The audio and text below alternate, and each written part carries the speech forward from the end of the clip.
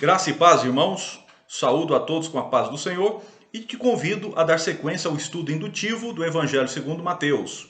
Hoje o texto é Mateus 5, do 27 ao 30. Então, Mateus capítulo 5, do verso 27 ao verso 30, do adultério. Então, nesse trecho aqui, Jesus trata desse assunto, do adultério. Eu te convido à leitura da palavra de Deus. Diz assim: Ouviste que foi dito, não adulterarás. Eu, porém, vos digo, qualquer que olhar para uma mulher com intenção impura no coração, já adulterou com ela. Se o teu olho direito te faz tropeçar, arranca-o e lança-o de ti, pois te convém que se perca um dos teus membros e não seja todo o teu corpo lançado no inferno. E se a tua mão direita te faz tropeçar, corta e lança de ti, pois te convém que se perca um dos teus membros e não vá todo o teu corpo para o inferno. Então, Mateus 5, de 27 a 30, é a leitura da palavra de Deus. Eu te convido a orarmos ao nosso Pai nesse momento para pedir a iluminação do Espírito Santo. Senhor Deus, nosso Pai querido, agradecemos pela oportunidade de estudar a Tua palavra e rogamos humildemente a iluminação do Espírito Santo, essa bênção maravilhosa, ó Deus, de ser conduzido no estudo da Tua palavra pelo Espírito Santo de Cristo, o Espírito Santo de Deus.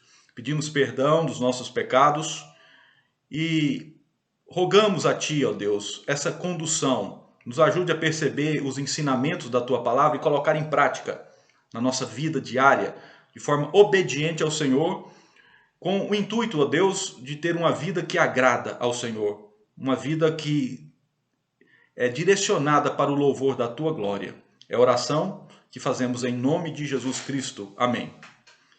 Irmãos, primeira parte do método indutivo, os irmãos já conhecem, que é a parte da observação. Primeira pergunta de observação. Nesse trecho que nós lemos, Jesus faz referência a dois mandamentos da lei mosaica. Quais são esses mandamentos? Então, nesses 4 versículos, Jesus menciona 2 mandamentos de Moisés, lá dos 10 mandamentos. Ele menciona 2 aqui nesse texto que nós lemos. Quais são esses mandamentos mencionados aqui nesse texto do Sermão do Monte? É o 7º mandamento, que é o mandamento que proíbe o adultério. Não adulterarás, esse é o 7º. E também o 10º, o último mandamento, o 10º mandamento, porque o 10º mandamento fala, não cobiçarás nada que é do próximo, incluindo a esposa. Né? Então aqui Jesus faz essa interpretação que une o 7º mandamento, que é o do adultério, com o 10º, que é o mandamento da cobiça. Não se deve cobiçar a mulher do próximo. Né? Isso está lá em Êxodo 20, verso 14 e 17, e também Deuteronômio 5, versos 18 e 21. Segunda questão de observação. Aqui nesse texto, Jesus está proibindo. Ele está proibindo a atração sexual normal entre um homem e uma mulher solteiros, ou ele está proibindo a cobiça lasciva, aquela cobiça que consome, que ataca o pensamento, né? Que faz com que a pessoa cometa um adultério mentalmente. É a atração normal de pessoas solteiras, aquela atração normal entre um homem e uma mulher, ou essa cobiça lasciva, esse desejo, né, impuro no coração, que faz a pessoa adulterar na mente, no coração. Então aqui é uma pergunta retórica, a resposta é essa segunda opção. Jesus aqui está condenando a cobiça lasciva.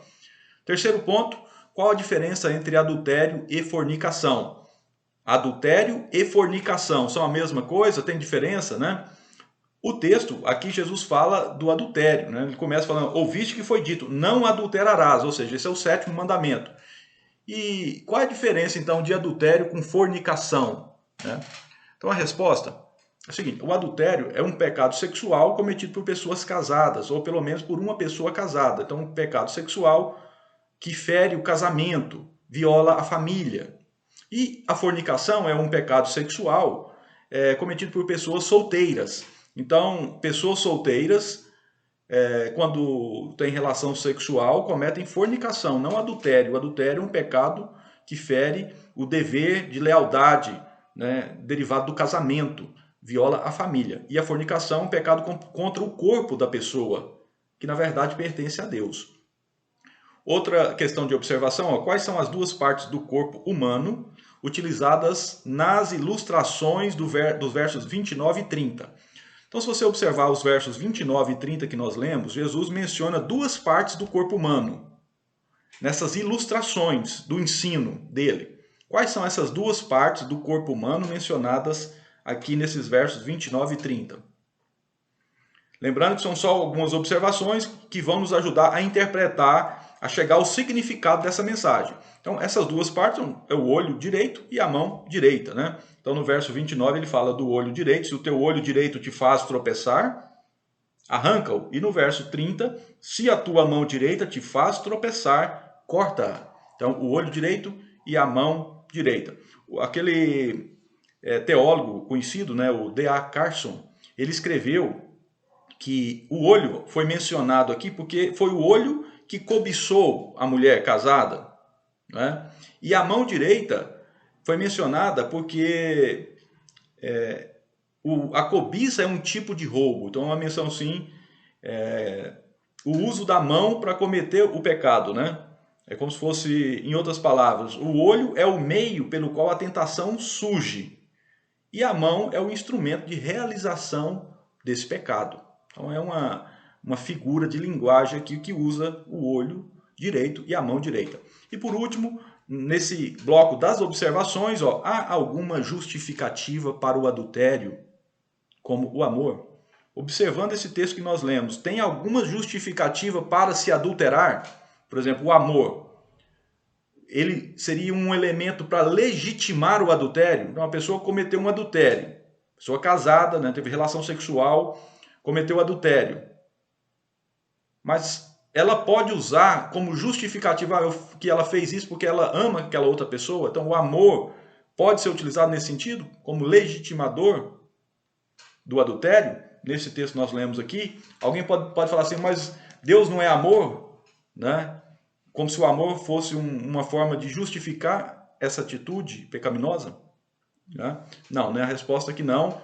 Não há nenhuma justificativa para o adultério, conforme esse texto que nós lemos. Vamos partir agora para a segunda parte, para o segundo bloco, né? Que é o bloco da interpretação. Jesus considerou a concupiscência como adultério e assim aprofundou a norma do sétimo mandamento.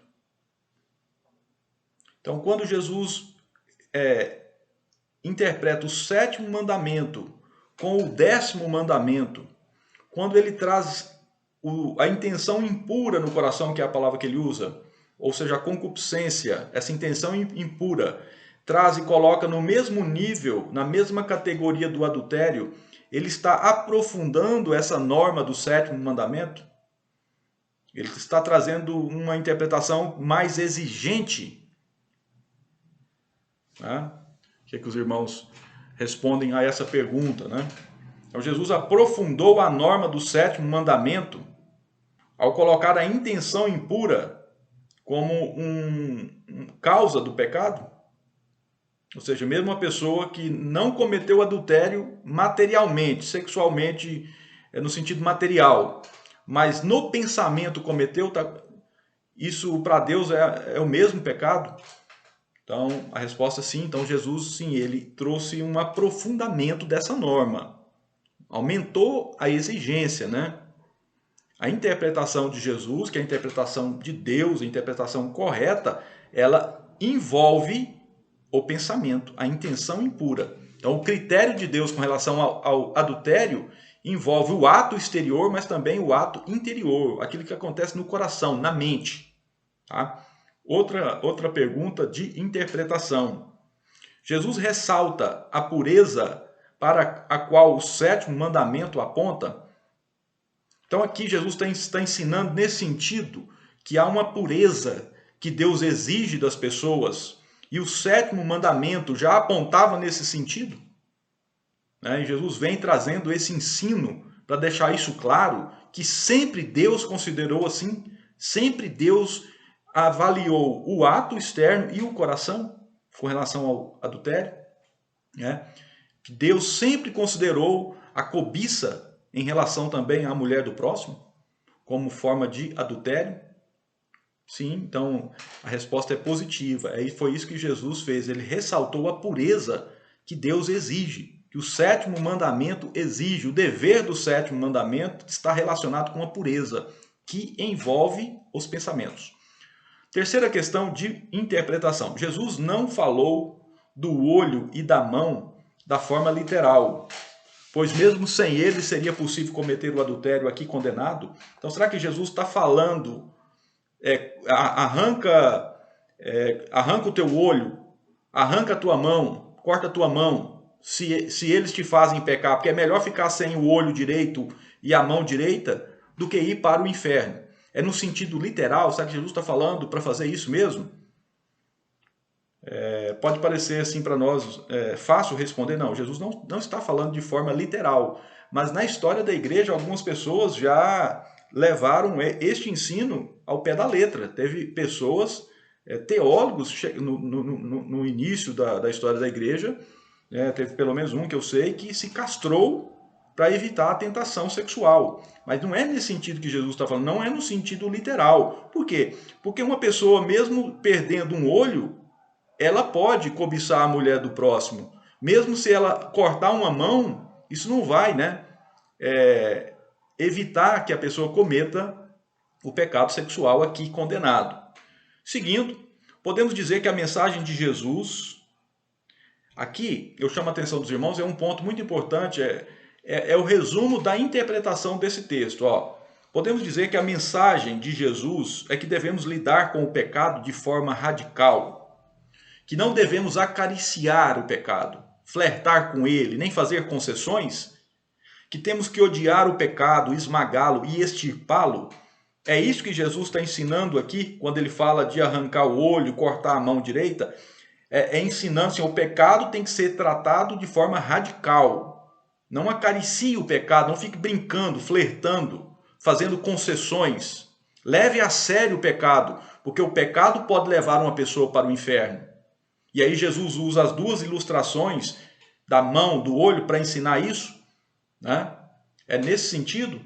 Sim, é nesse sentido aqui. E a Bíblia traz um exemplo, uma ilustração muito adequada para esse ensino, que é a história de José. José no Egito, quando ele é tentado pela esposa de Potifar. O relato está lá em Gênesis 39, 12.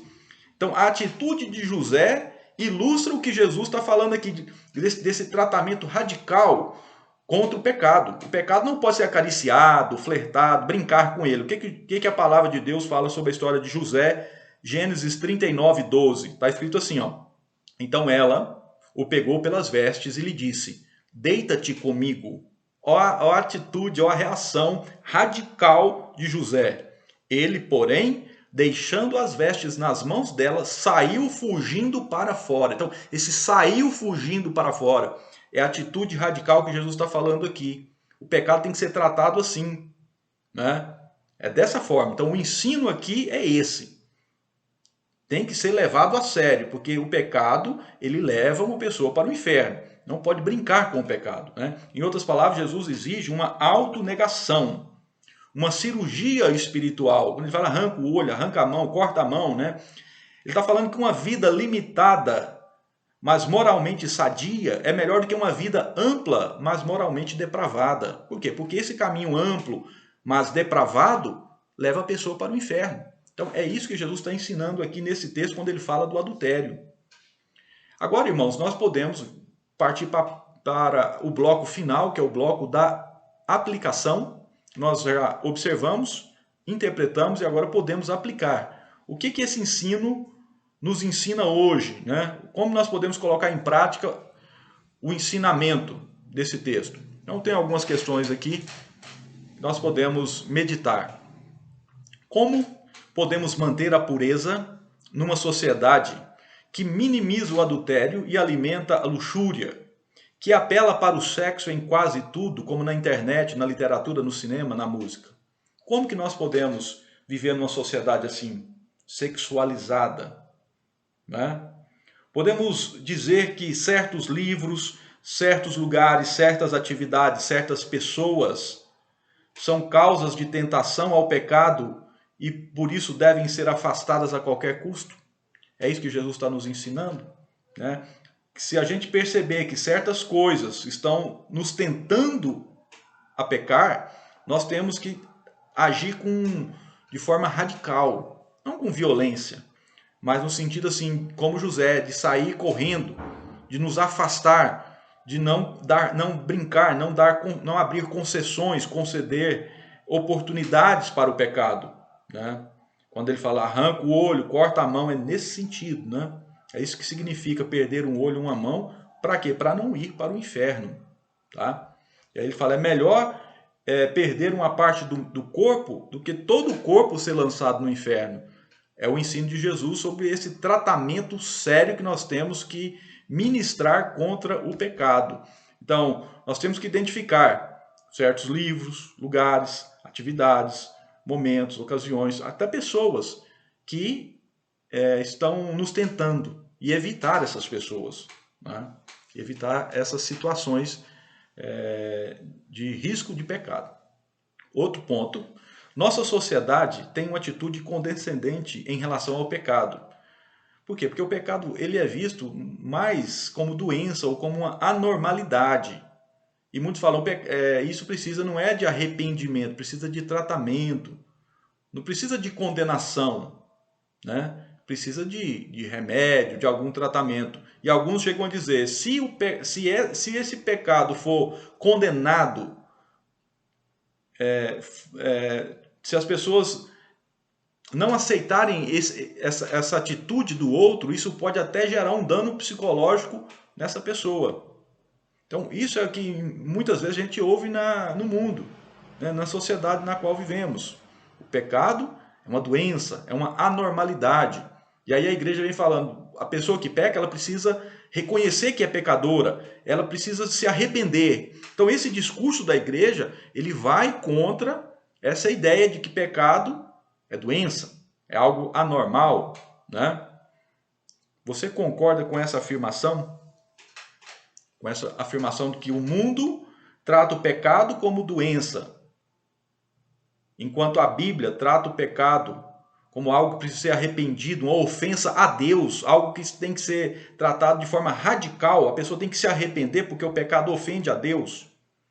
O mundo fala que esse tratamento que a Bíblia exige pode até gerar dano psicológico, mas Jesus está falando, se não for tratado, vai gerar um dano muito mais grave, que é levar a pessoa para o inferno. Você concorda com essa comparação da ideia mundana com a ideia bíblica? Prosseguindo, o pecado, como o adultério, seduz, envolve e produz vítimas patéticas, mas vítimas que não são passivas. Então, o pecado ele produz vítimas. Esse pecado, por exemplo, do adultério, produz vítimas. Seduz a pessoa, envolve a pessoa, né? E ela é uma vítima do pecado. No entanto, ela não é uma vítima passiva, como assim, ela não fez nada e o pecado e ela foi envolvida. Não. As pessoas que se envolvem com esse pecado, elas não são assim passivas, elas são ativas. Elas cobiçam, elas fazem alguma coisa. Está certa essa pergunta? Podemos dizer que é assim? A vítima desse pecado não é passiva, ela é ativa, ela faz coisas erradas, ela vai atrás de situações, de pessoas, de lugares, né? Ela age para ser envolvida pelo pecado. E por último, no ensino de Jesus, o pecado pode levar para o inferno, e esse é o principal motivo para ser levado a sério. Então, qual é o principal motivo para o pecado ser levado a sério? O que Jesus está falando? Qual é o principal motivo para ser levado a sério o pecado? Que ele até usa essas ilustrações do olho e da mão. Está na parte final do verso 30. E não vá todo o teu corpo para o inferno. Então, o motivo para o pecado ser levado a sério é porque ele pode levar o corpo todo da pessoa, a pessoa na sua integralidade para o inferno. Então, esse é o motivo para ser levado a sério, tratado de forma radical, cortado, extirpado, né? Então, nós concluímos aqui o estudo desse trecho do Sermão do Monte. Eu agradeço a você que está seguindo essa série e oro e peço a Deus que Deus continue te abençoando, que você continue a aumentar o conhecimento da Bíblia, mas que não seja apenas, né, um conhecimento teórico, que esse conhecimento seja aplicado, que nós apliquemos esse conhecimento no dia a dia, Que esse conhecimento traga mudança no nosso comportamento, no nosso estilo, no nosso jeito, né? No relacionamento com as pessoas. Que continue sendo bênção para todos nós. É a oração, é o pedido e é a forma com que eu concluo esse vídeo. Que Deus te abençoe.